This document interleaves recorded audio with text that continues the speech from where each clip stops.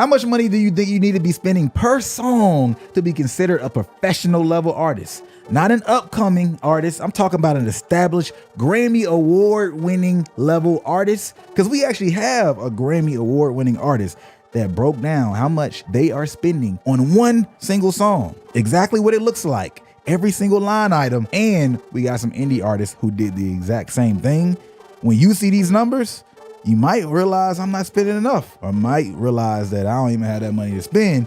But this is going to give you an idea of where you should lay in this equation and help you figure out how you want to move with your career and how much money you can make off of it. This is another episode of No Labels Necessary.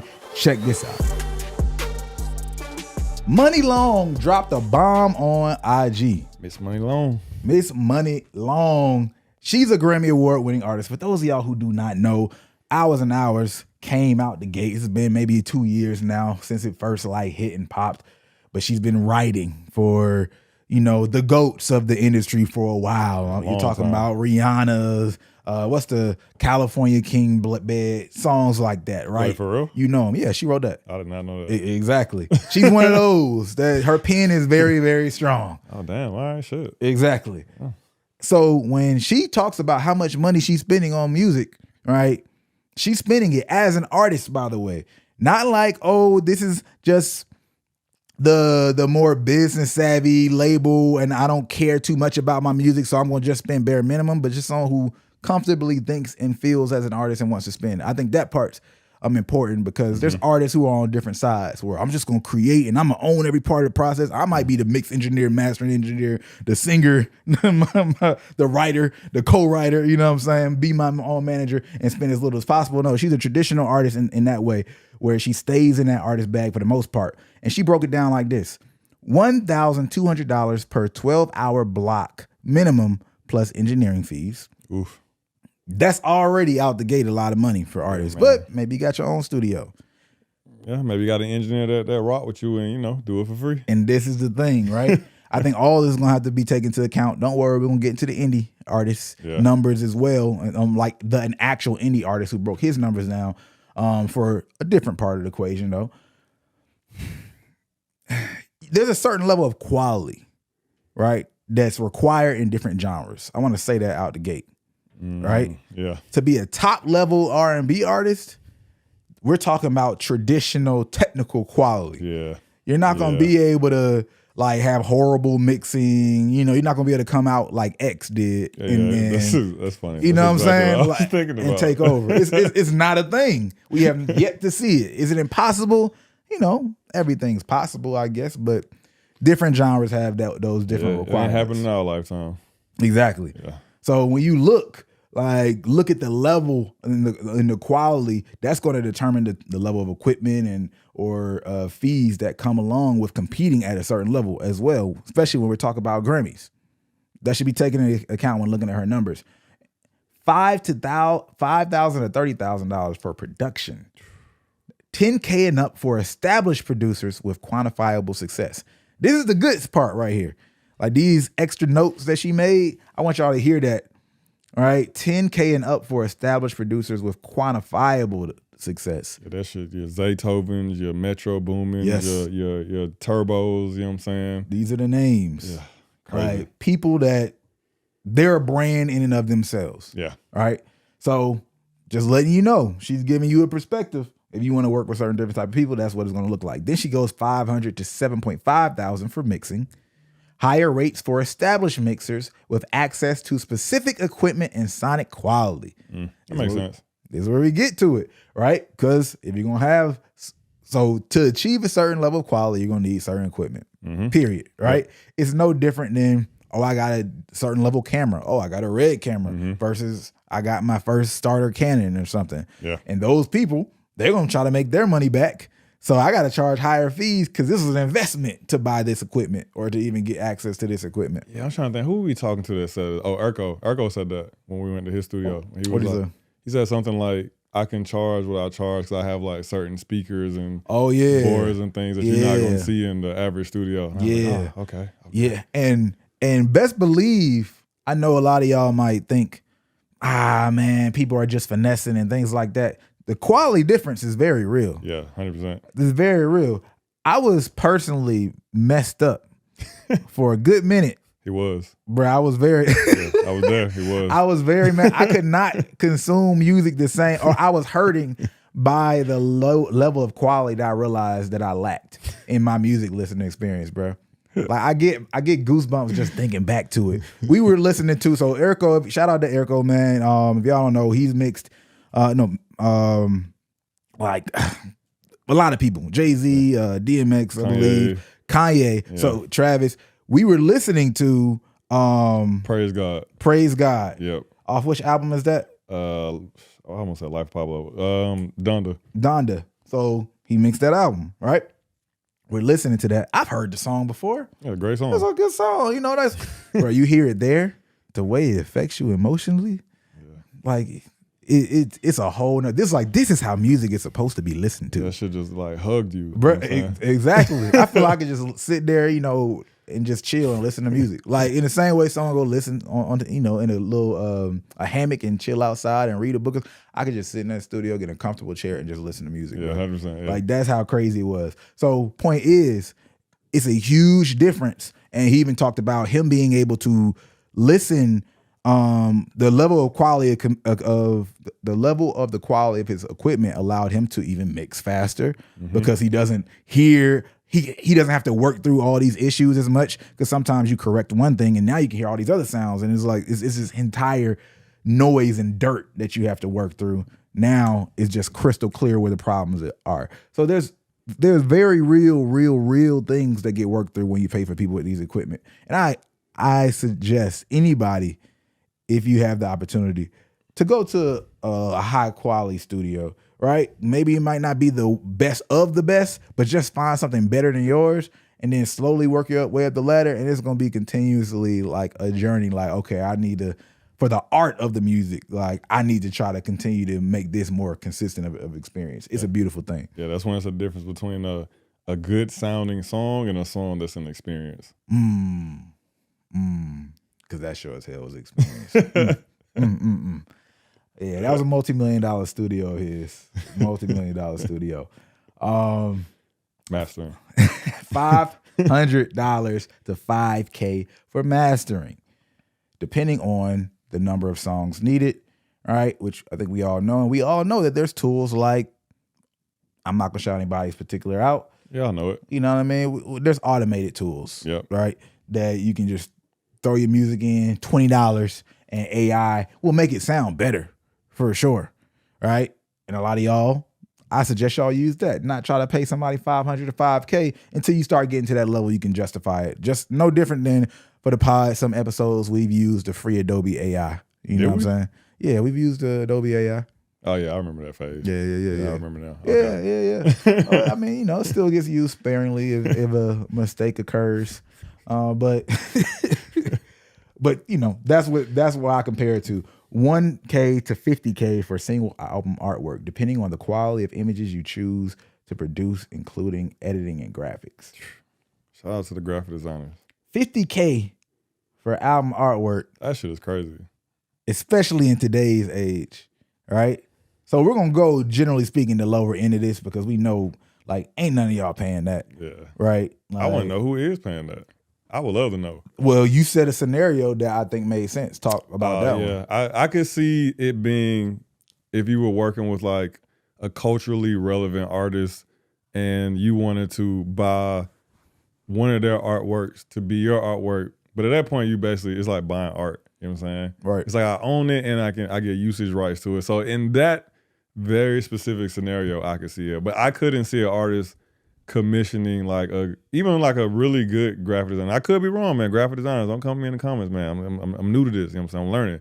I can't see an artist going to like a new no-name graphic designer and giving them $50K for it. I can't see that. It's hard to imagine someone paying $50,000 for single or album artwork to anyone that gets called a graphic designer. Facts. But you know, I hate to bash y'all, man, but I've seen artists argue with graphic designers over $200 artwork. I've seen it. I've seen graphic designers get finessed over $100 This is cover what I'm art. saying. This is what I'm saying. $50K? If you get to if you get to that level, people aren't calling you a graphic designer anymore. They're calling you an artist. Yeah, definitely, 100%. Like, so that's clear. A good example would be, just to clarify on what you said, if I paid, I'm gonna say Basquiat because a lot of people know who Basquiat is, right? To make a custom work for me, all right, to be my album artwork, yeah, like his time, there's a lot of value already associated with him. He's a part of the marketing at that point. Yeah, and he's a part of the marketing. That makes a lot more sense, right? The closest example I can think of off bat is obviously Drake's cover, the him the as a kid. Oh, that one. Okay, with the clouds. What album was that? Nothing was the same. That was it. Okay, I suck at album names, so I didn't want to say it at first, but cool. That's a good example of it. We not paying that though. Like she says, $1K on the low end. That one, I know for a fact. You know, people paying $50 and using AI. Future didn't even want to pay it, man. You know what I'm saying? Right. Future went to Getty. He got his most iconic album artwork for probably $20. Shoot, Drake's post with the Halle Berry slime was more relevant than the actual single artwork. Oh yeah, you're right. That's true. That was a Getty image too, right? Yeah. Yeah. Okay. And now I know our Getty wants to get paid $5,000 to $150,000 for a music video. Now, $5,000 is a consistent number I've heard and seen a lot of times for artists that I believe shouldn't be paying $5,000. Yeah. But, you know, neither here nor there. Let's read her fine lines first. This only applies to actual videos with a concept and not storyline, not standing in the middle of the street rapping and singing. So she's saying, y'all basic ad videos, I know y'all gonna say y'all $200 or I'm cheaper than that. It was like, nah, we doing like big boy stuff over here. That's basically what she's saying. But even those videos probably gonna be at least $1,500, $2K. You know what I'm saying? You can get some high quality standing in the middle of the street videos for like 2K. Yeah. Yeah, I mean, you know, if you're talking about with the cameras. Yeah, exactly. Yeah. So I would say, we've seen like 15K as a consistent for the ones that even got a little bit more concept for sure. Yeah. Yeah. So, you know, you might find a buddy or somebody who's on their way up so you catch them while they're low. That's always a thing. Yeah. But just normally being accessible, finding somebody who's already proven and you see a catalog that's established so you can trust them, you know, to help bring out the best in you because you don't have to direct every single idea to a T. They can hear your stuff and make it better or actually do what you see. When you tell them, that's going to be this. Yeah, it really is. And the ones with a team, I think that's important to note. You know what I'm saying? Because like people don't think about that when you shoot a video. Like there's possibly 4 or 5 other people, sometimes more. I've heard rumors that like Lyrical Lemonade be having like 12 niggas on set. You know what I'm saying? They got to get fed. They got to get there. You know what I'm saying? So like that goes into some of these higher costs as well. It's like you paying for the crew plus the storyboard and the quality, all that stuff. And then 0 to unlimited in marketing. So we just gonna leave it at that. Like 0 to unlimited, we already know you could be completely organic, but if you're paying money, you decide when you stop. There is no fixed cost for the marketing. And visualizers are low-key irrelevant. Just make a video with your phone if you're that unsure or your art. Or if you don't have a large budget. Don't spend money on this, in my opinion. Don't spend money on visualizers. I think I agree with her with that. Because what are we considering a visualizer? You know, like the little 8-second loops with the music playing in the background, you know? Because I see what she's saying. Like, because if we're assuming that the average decent graphic artist, decent to really good graphic artist is already, she lined it up, $1K to $50K for artwork, they probably charging at least $500 to $2 to $3K per visualizer. You know, let's assume it's a bundle deal. I give you the artwork and some visualizers because I already got the files for the artwork. That's a lot when I know I could just go whip out my iPhone 15 and so make a cool little 8-second loop, and then that'll do just as good in most cases. So I kind of feel her. I kind of see what that's what from. We're talking about. Yes, but I've seen some dope visualizers where, let's just say it's a photo shoot that's moving, right? Like there's enough aesthetic that's set, right? It's intentional. It's just not, I'm in some random location outside and then I'm just recording off a phone. But I think it's valuable for your branding if you do have like a significant POV on what your brand should look like. Yeah. To do a short visualizer. Like, again, doesn't have to be expensive though. Like I think you can get those off for free or $200 or less with the right person, because you are only trying to basically catch a shot and take it in for, like you said, 8 seconds. Maybe you record 30 or to a minute just to have more content to work with. Yeah. But yeah, I've seen some dope loops though where I'm like, all right, this actually adds to the video. I think the problem is most people aren't with the image that they capture. It's not worth it. Yeah, exactly. Yeah. I mean, I think too, I guess even kind of coming from maybe where she's coming from with the money, I think in some instances it will make more sense to pay for the visualizer than the video. Yeah. You know what I'm saying? Because it's like I could spend, to her point, $5K to $150K for a video, or I could spend $500 to $5K on a visualizer. And, we already know that most consumer audiences are paying more attention to short form content anyway. So it's like, hey, if I just need something to just, help me pad the numbers or get a little extra boost in the YouTube algorithm, or to your point, have a little bit more content to post, yeah, I'm going the visualizer over music video route. And if we're assuming that we're going to hypothetically do all of it, then yeah, I feel her. Right. Yeah. Which she's probably doing all of it. Yeah, exactly. Now again, on the high end, her budget is going to $242,500 for one song. Yeah. And her whole point was like, this is why it's so hard to make money back. Yeah. That's why she dropped it, right? This is just for one song. Now imagine an album with 18 songs on it, even 10 songs, if you want to operate at a level consistent with major label support. Do the math required. From the perspective of the artist, it's challenging to deliver the vision at the level you see it in your mind if you don't have the resources. From the perspective of the financiers, it would be foolish to spend money where you don't have a clear picture of how you're going to get that money back. I'm going to do a whole episode on that. Let's take this, put it to the side, and then mention a couple other things. Cardi B said she was paying like $600,000 a show for her show production, right? Her set production. Mm-hmm. So you think, oh, she's getting paid this much for a show. It's like, she's really getting paid this much to put on a show. Yeah. Right? Yeah. And not making that money back, right?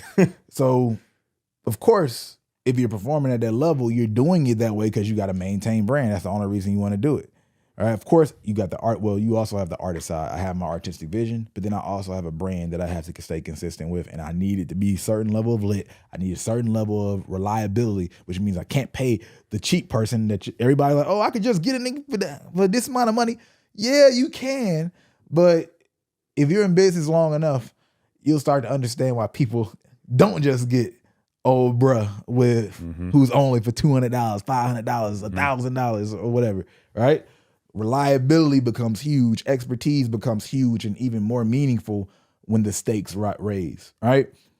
But starting off, cut the corners that you can or move with the budget you have.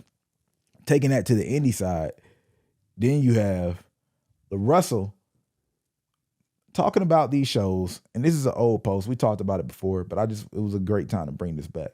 On February 26th, all right, and on February 25th, 2003, he had a couple shows. One in Seattle, he made $8,176. One in Portland, he made $8,652 for a total of $16,829.40. Right? All right. Great numbers. That sounds great. Y'all would love to make that for 2 nights as an artist, right? Well, let's cut to the chase. Collectively, the venues out of that $18,000 cost $4,800. Then he had to pay for the staff, right? The flights to get there. He doesn't live in these cities. And collectively, his expenses added up to $16,722.99. Just in case you forgot how much money he made. $100 more than that, $106 more than that. All right. He netted $106.41 on these 2 shows before his profit split with the entities. ENTL is a promotion company, I believe, in this case. $53 per person.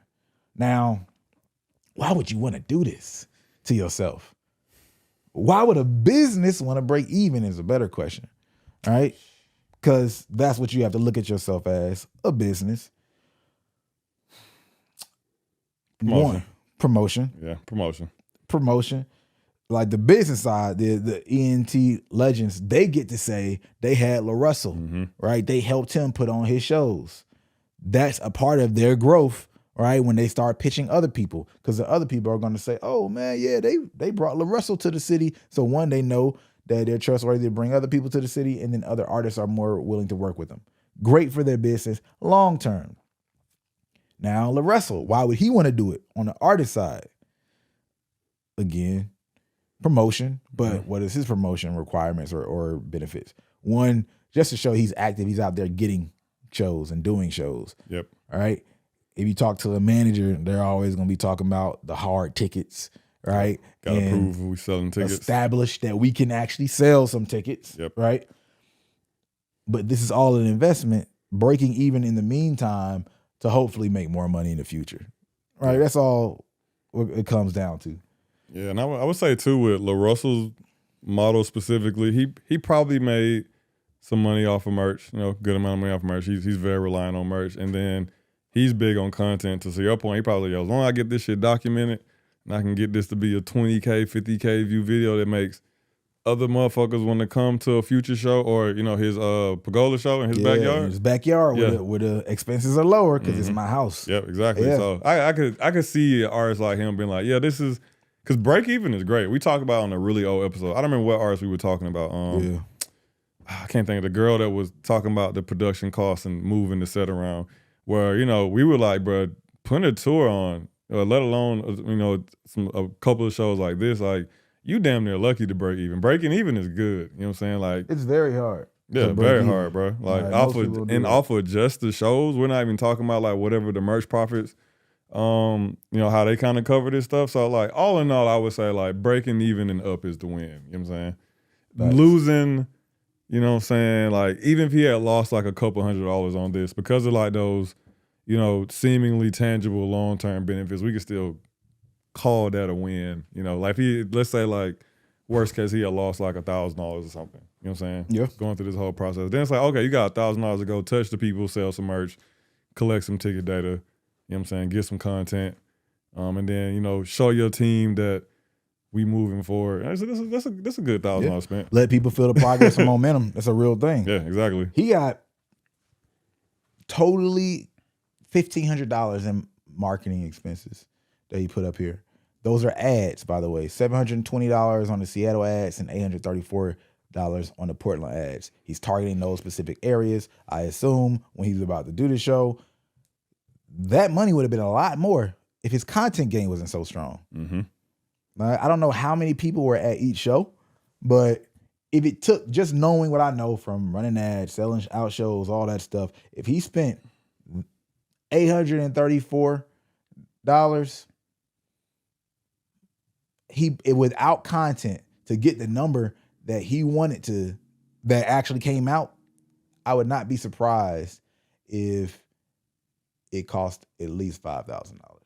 Yeah. Can you go back up and see how many tickets he said he sold? Yeah. He got it on here? Oh, let's see. So 453. Oh, there we go. Yeah. We can't do 453 for Seattle. I mean, he said the average ticket cost was 18. So let's assume he was getting it was costing him $10 to $15 a ticket sale from an ad perspective, then that would be what, like 720. I feel like I hate doing math live, man. Niggas be calling us out.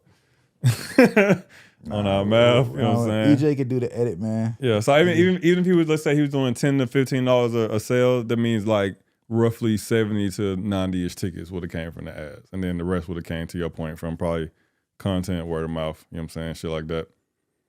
So how many tickets is it total? That's what I want to see. Seattle was 453. 453? Yeah. Yeah. So if we assume like that, if we're assuming he doing 10 to 15 a sale, you know what I'm saying, from the ads, it's costing him 10 to 15 to get one ticket sale, then yeah, like even in that case, 70 to like a little under 100 tickets would have came from the ads. So shit, to your point, yeah, that's crazy. Like that's, more than 75% of the tickets being sold through content and word of mouth, which is crazy. Content, word of mouth, and also Russell's done a great job at collecting phone numbers and emails. Yeah, all that stuff too. Yeah, getting phone numbers is still the number one way when it comes to shows. If you want to sell out, you got to get people's phone numbers. Now, with this being said, one, dope that LaRussell put these numbers out here on the indie sale. Now, if you go look at his numbers are public in terms of his followers on Instagram. At this time, he was, of course, smaller than what he is today, but they're not majorly different right now than when they were earlier this year. Yeah. Like, so you can go look at his Instagram, you can go look at his Spotify, right?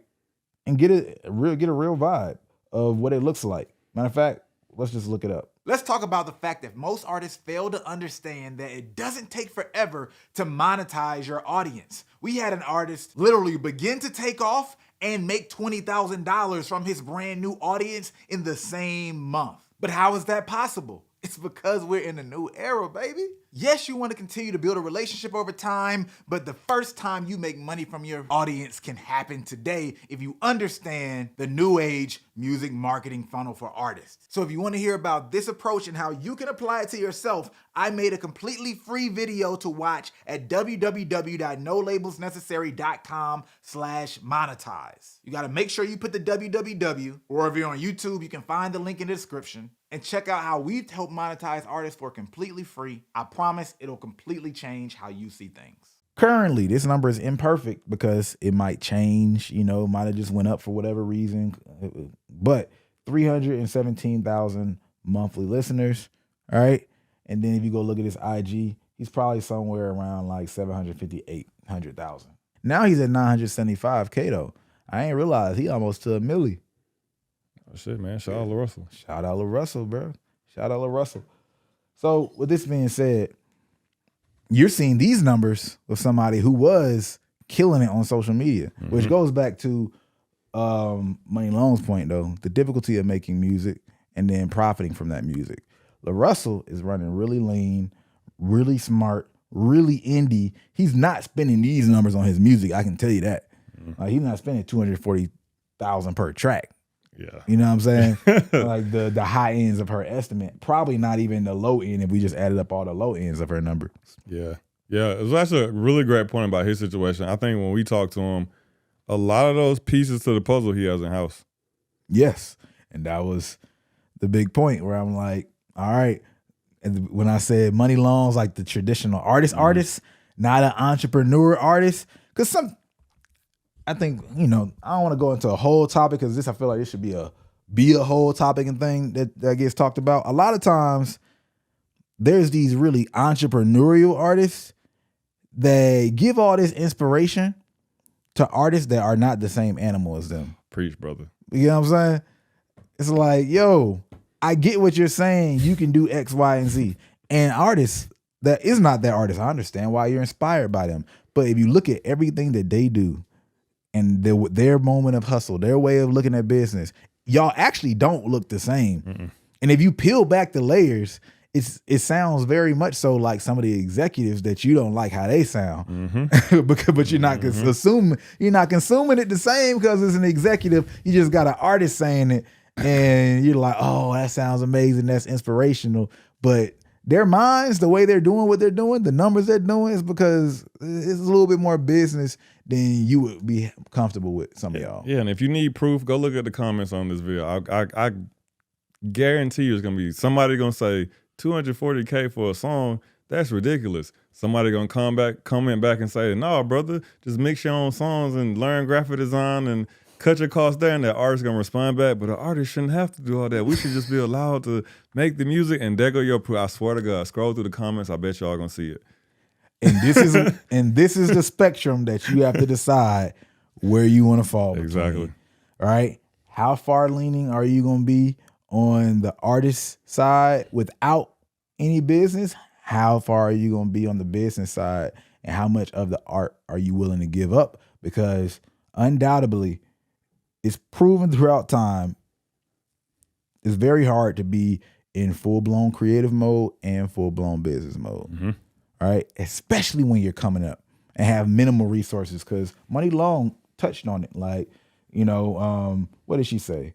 She says something about your creative vision. From the perspective of the artist, it's challenging to deliver the vision at the level you see it in your mind if you don't have the resources, right?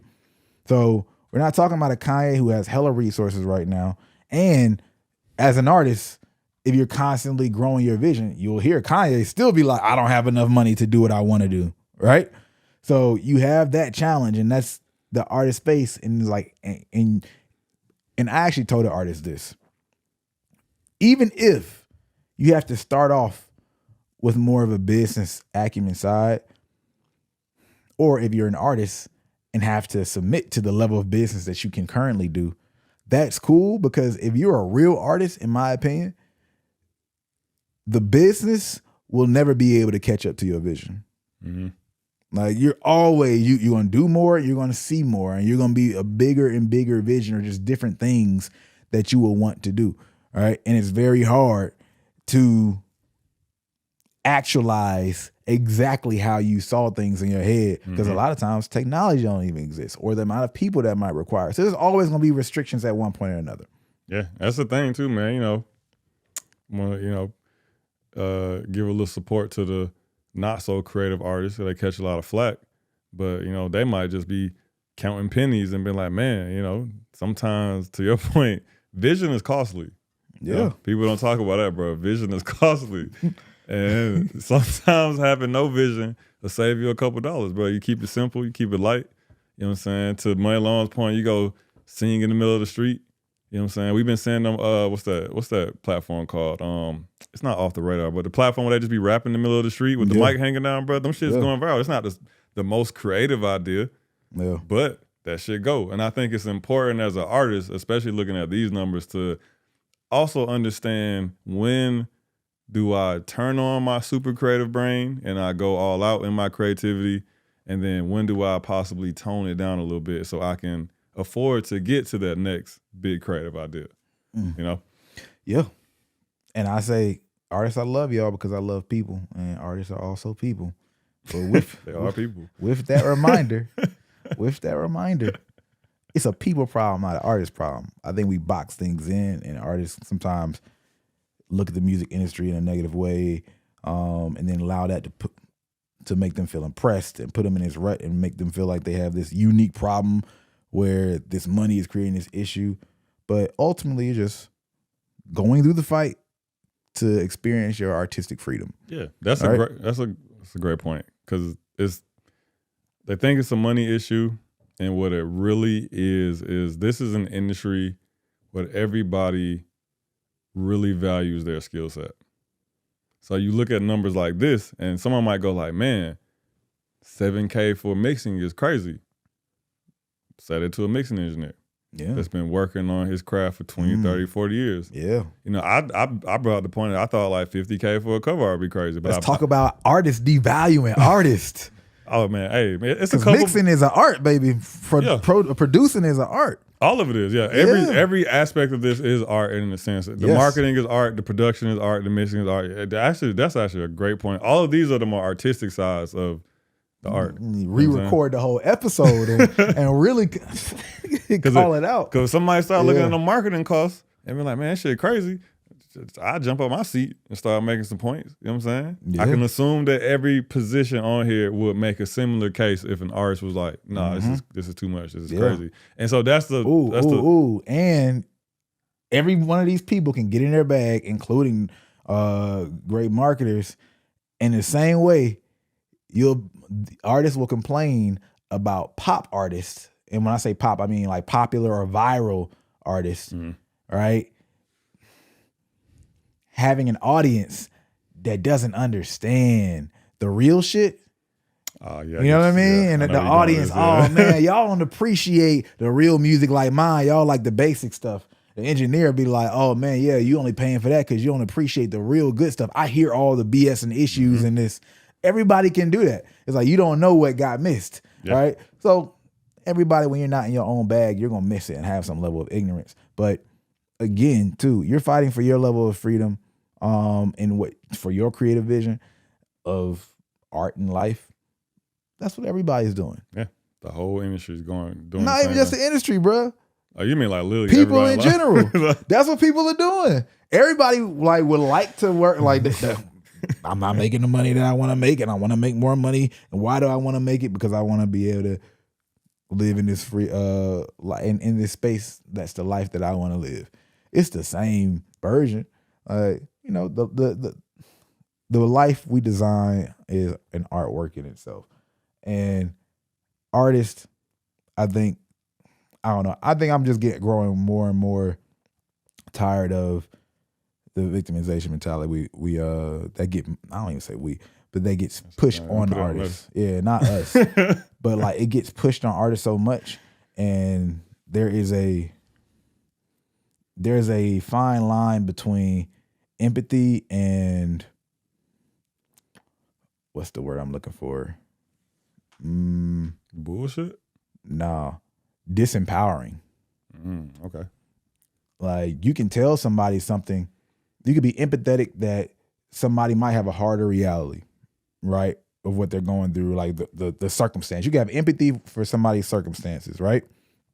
You can also speak on to make somebody aware of their circumstances if they aren't fully aware of all the issues of their circumstances and obstacles. However, if it gets repeated and programmed into them, right, at some point you disempower them because you're making their obstacles bigger than they are, right? Just the vision, the focus. It's like a rock being close, and now you bringing that shit right to my face, right? And now it becomes a bigger block because mentally I'm thinking about this versus how to get around it, or like just being free in thought in general. So some people don't see the obstacles, and that becomes their advantage because they're just ignorant. You talk about the blissful ignorance of the youth sometimes, or just somebody who's coming from the outside and they changed the game because they weren't in the game and aware of the problems. So like we programming and everybody's like, everybody's evil, artists are broke, everybody's trying to take money from artists, and like it just I don't know, man.